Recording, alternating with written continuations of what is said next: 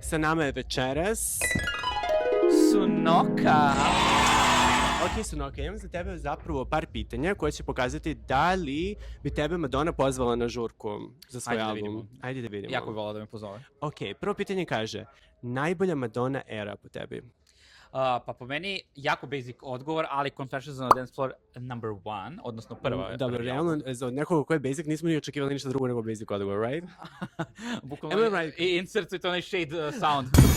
Ali dobro, znaš šta, volim i pored toga Madame X i onaj MDMA. Ovo je baš kontroverzan moment, zato što retko ko zapravo je fan. Madame X i ja iskreno baš mnogo volim, ali ništa da kažem zašto volim apsolutno svaki album. Da, ti baš nisi nekako objektivna. Relevantna? Ne, objektivna. To jeste tačno. Dobro, sljedeće pitanje za tebe je omiljena Madonnina pesma. Omiljena Madonnina pesma trenutno, ali to se jako menja, pošto su sve njene pesme fantastične, je Jump, zato što nekako se dosta relatujem. Tako je, relatujem se sa tom pesmom u mom trenutnom mindsetu. Da, zato što si ti jako niska i onda kada ideš ti moraš prosto da skočiš da bi napravila korak i ono kao tako je, zapravo hvala ti. Možda je ovo bolje nego što sam da kažem. Ali šta bi ti rekla? Pa ne, nekako čini mi se kao da ona peva u nekom tom, u toj hrabrosti koja ti je potrebna da uskočiš u nešto novo i nepoznato i osjećam se da meni to trenutno manjka i svaki put kad slušam tu pesmu nekako me podstrekne da zapravo uradim nešto. U toj pesmi ona stalno govori My sisters and me, my sisters and me. U tom smislu samo da znaš da i ti imaš ovdje jednu sestru koja te mnogo voli. Moja Madonna. Imamo mi Madonu kod kuće. I ja kad god tebe pogledam na onom balkonu tamo ovdje, ja pomislim stalno Are you ready to jump?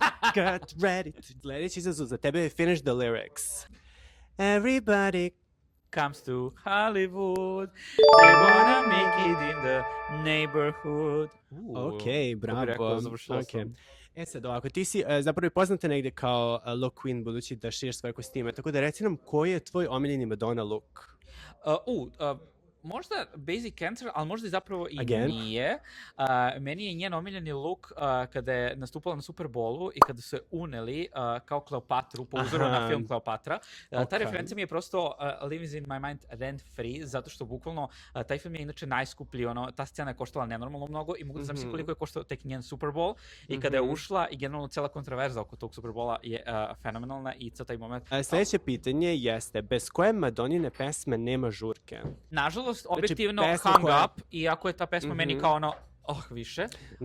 Ili tipa možda kao Vogue, što mi je generalno ona sama zapravo referencirala to kao kada je sedela sa Anom Venturi, bilo fuzno kao moram da im napravim nešto novo i jako se radujem tome, tako da to su odgovori, ali nadam se da će ona ovog puta prevazići sebe i da će zapravo doneti nešto što će biti pušteno na svakoj žurci. Dobro, da, Danceteria za sada ima taj zvuk Vogue-a, tako da...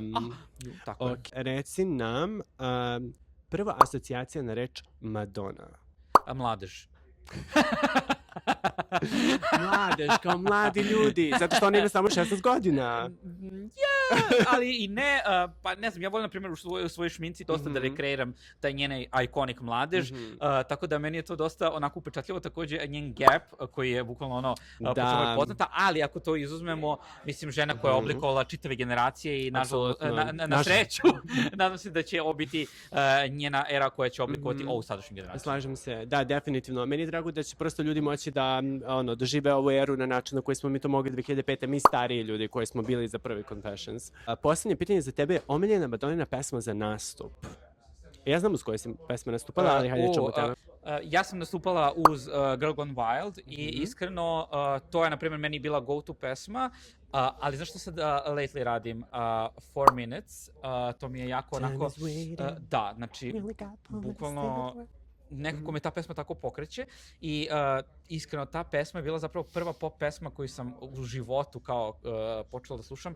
U stvari, možda i nije, ali ja mislim da jeste, jer sam tad imala 4 godine, imala sam Madonnin poster gdje je ona onako polugola i ja sam to zalepio u sobi sa sve 4 godine i moji roditelji su bili kao da, to je kao okej. Da, cool. Znaš da je ipak straight, ima gole žene. Da, to je bilo zapravo Madonna. Reci nam za kraj, gde si ti 3.7.